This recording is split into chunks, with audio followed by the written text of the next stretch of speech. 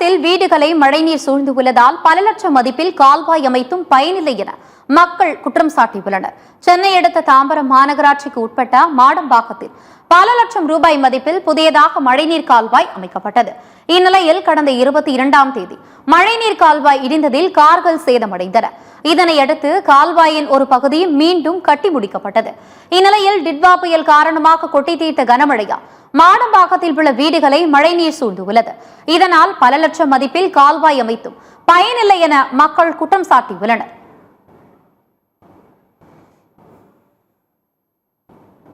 எங்களுக்கு இங்கே கடைசியாக வாட்டர் எப்போதுமே வரும், வீட்டுக்குள்ளெல்லாம் ரொட்டீனாக தண்ணி வரக்கூடியதுங்கிறது ஒரு ரொட்டீன் இஷ்யூ ஆகிடுச்சு. நிறைய போராட்டங்களுக்கு அப்புறம் இந்த இயரில் எங்களுக்கு காவாயை போட்டு கொடுத்தாங்க, ரோடும் போட்டாங்க. ஆனால் அந்த காவாயை டெட் எண்டை கொண்டு போய் கனெக்ட் பண்ணவே இல்லை.